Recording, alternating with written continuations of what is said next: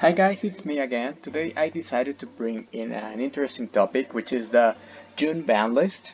In all honesty, I don't think we are going to have a ban list. Like, this would be my prediction, like no movements or not significant movements. What I Why so? Because Konami cannot acknowledge any online play on unofficial simulators in no way, shape, or form. That's why I think they are not going to be touching anything that is meta related or stuff that people is playing online because we have no meta, so it's basically online tournaments. I don't think that's gonna happen. But to make this video a bit more interesting, I'm going to bring discussion with with other cards that might move or that could be moving, and I'm gonna give you my reasons.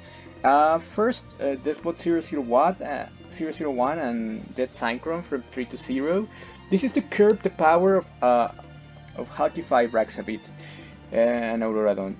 So I don't think they are going to ban like Crystal Hockey 5 racks without any single even happening. So they're just going to dance around the problem and take off some of the most problematic combo starters and call it a day for the time being. And then we have like a pointer of the Red Lotus and pole position. Pole position is 100% surely going to get banned. It doesn't see play and it will never see play. However, it's one of those cards that makes no sense. It was a budget design, so there's no reason to keep it legal. It just serves to rile people up and to rile judges up. So this thing is going to go. Rest assured, this card is going to be no more sooner rather than later. And then a pointer of the Red Lotus. This is a new era Tratus shot that is actually better because the game is so fast now. That simple turn, that tempo you gain by taking off the best card out of your opponent's hand is enough to win the game. People is citing it instead of solemn judgment to go first. That is testament on how powerful this card is and how powerful hand knowledge is. So this card is going to leave the game eventually. I don't know if it has a reprint in Battle of Legends or Armageddon, which could change things, but if it doesn't have a reprint there, I can totally see it going to 0. But I'm pretty sure that these 4 cards will see a ban this year. Then we have Utopix Exile. This card is going to get banned. There's no way they're going to allow the 1-card combo that leads into Utopix Exile. So it's as good as gone. It's not even going to be illegal one day on TCG. So this card is absolutely gone. I don't know if it's going to be in September or in June list, but it's gone. It's not meta relevant. So Konami, keep in mind that while Konami cannot hit meta relevant stuff, they can hit stuff to serve pushing products. So they are basically going to take this card off. Even if it hurts like their profit margins, this card is so powerful that it makes no sense trying to sell it anymore. Then I put here Linkros and Haki Fibrax, not because I think they're going to touch them, just to reinforce the point. I don't think they're going to touch them in June. And even in September or October, I don't think they are going to ban them. They are likely going to limit them. Why so? Because that is what OCG did. They basically limit both of these cards to limit the amount of times a player can attempt the combo in a single game. At this point in time, I think TCG players are going to start transitioning to playing multiple of the combo piece, so they can try again the combo if they are stopped the first time. But exactly, that's what OCG players did, and that's the reasoning Konami had to limit these cards. Like, these cards are powerful, but I think they're way too powerful for you to be attempting the combo more than once per game, so we're going to limit you the times you are going to be able to perform it. So I think that's the first thing is going to happen. And I wanted to make an extra note. If you want Haki 5X ban, when Konami makes remote dueling again, I think, because the first attempt was really a botch, it was a super failure, but when they do it again, like, support it. Like, it's the only way they're going to be able to resolve things faster, because that's an actually Konami event. So yeah, if you want these cards hit ASAP, play online, play remote dueling in your locals. If that doesn't happen, expect no hits to these cards until September or even further. So not gonna change anymore. Then in the last part I put cards that I don't necessarily think they're going to be moving up, but that can totally safely go like most of them to 3 and nothing would happen, and I'm going to discuss them a bit. First up, reinforcement of the army, like Infernoble Knights are going to be debuting in August for TCG, and I can totally see them moving this card up like to 2 to promote Toon Chaos, and then to 3 to promote Rise of the Duelist and to increase the hype for the deck. I can totally see that happening. So even if they got like a reinforcement of the army for Infernobles, which is Durandal, and they have the Chalice, the deck works better with more one-offs and more toolbox options, so I can totally see them that. I'm not super sure that it is going to happen, but I can totally see it. Then the Red Eyes, there's not much to say here. It got an errata on OCG. The errata is already confirmed for TCG, so this is going to happen before the product that releases a card. And it's going to move from 1 to 3. Then we have like Makura. Makura is the same case. It's going to move from 0 to 3 once the errata is put in place. Then these cards, all of them can realistically be legal, or at 1 or at more than the allowed copies at the moment. Like True King's Return, they have no reason for them to push it right now, but in the same vein, there's really no reason to have this card on the list anymore. Like, it should be at 3 now that Diagram is at 1.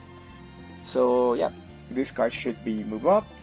A Spiral Resort is a card, on the other hand, that I can see them moving in June list.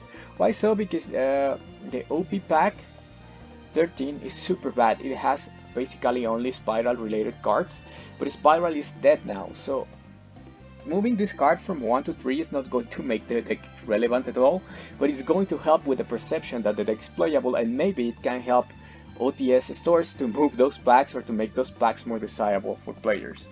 Then Widow Anchor, there's no reason for this thing to be at 2 anymore. With Engage at 0, this thing can be at 40, and I think we are going to see that. Then Argent Chaos Force, without a 0, this card should be legal. So there's no reason for it to be at 0 when Utopic is gone.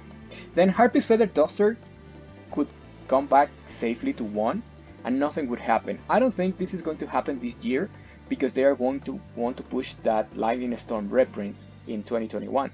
But totally I can see this card coming back by 2022. It's almost a guarantee at this point. It's kind of necessary for it to come back as well. Like, many casual players don't like this card because they think their bad decks have even less of a chance when this card exists, but Lightning Storm exists already, and those decks are not performing and were not performing before the Lightning Storm, so there's not really going to be an impact. You have to understand that casual decks are that. They are meant to be casual, they are not meant to be pitch against competitive decks. And on the other hand, Feather Duster adds an element of risk for playing back rows and big tempo swings, so it's kind of different. It also moves the odds from like 36% to see a Lightning Storm to almost 50%, which is kind of important for competitive. So yeah, not gonna happen this year, but it's going to happen eventually. Then all of these cards sucks. Like honestly, I don't know why they are still on the list. Like, this card is going to move. There's a reason as of why Konami decided to unban this card.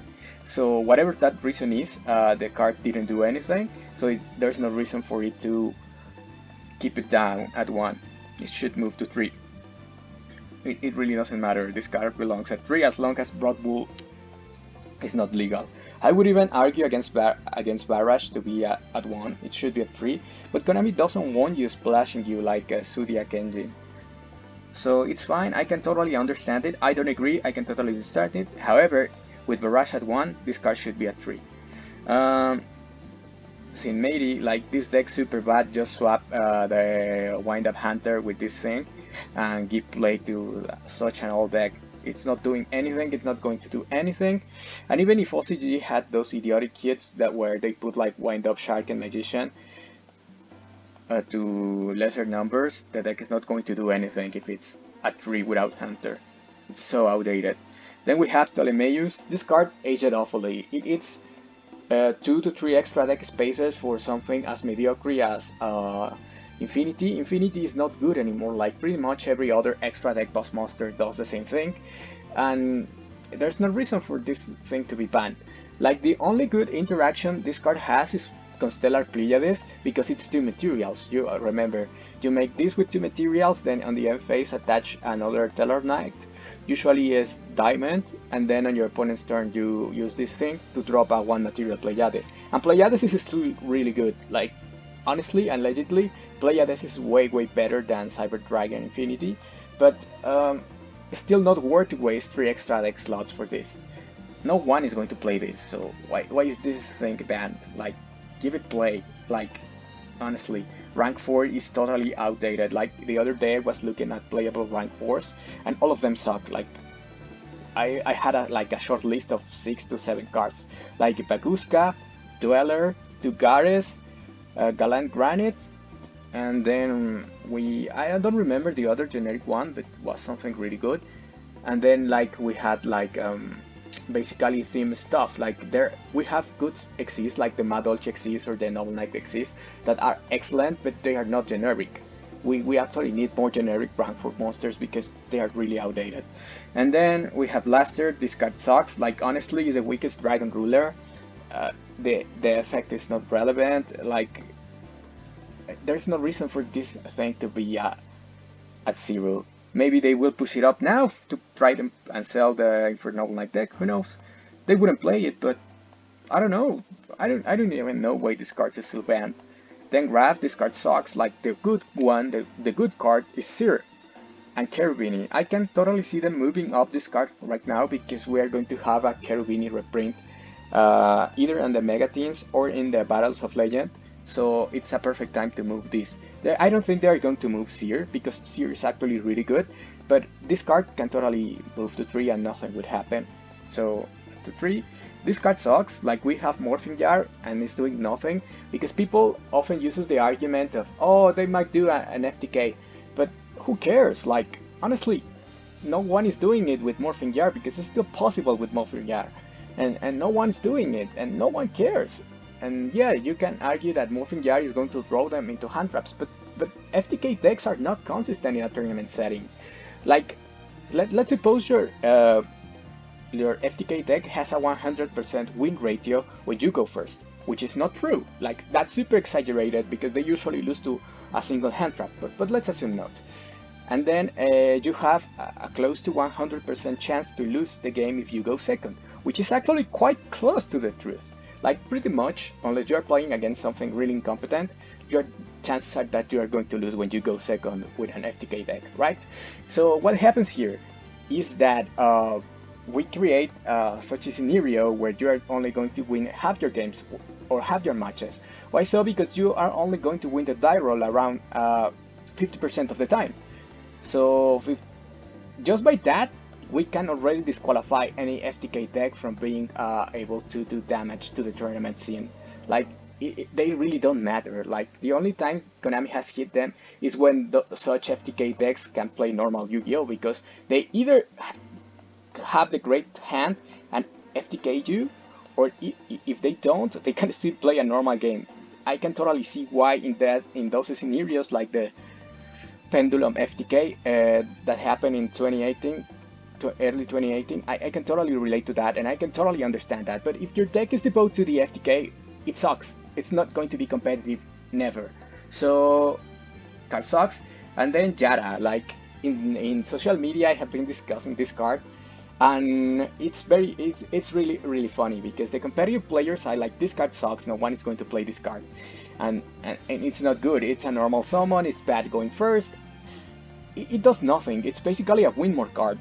It's a card that it's only going to be useful when you're already winning, and in such scenarios, no one's going to play this. Like, let's be honest. And then the casual players like are like, no, this card's too broken. No, this card's too good. Because what if someone finds a way to break it? God, they won't find a way. There are no combos with Chara. The card cannot be special summoned from the deck, and if you're and if you go first, you can and you get Chara locked, like your deck literally sucks because you had one full turn to do whatever the hell you wanted, even to set traps, and then your opponent out of nowhere Chara locks you. Your deck is the problem, not Chara. And yeah, that's the main thing though. Like the only solid argument for this card to not come back is that it can ruin like casual environments.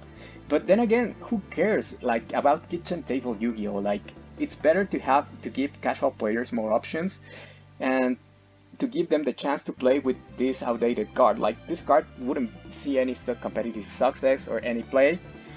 Maybe we could see like a jokester playing it in control eldlich and siding it in when they go first. Why when they go first?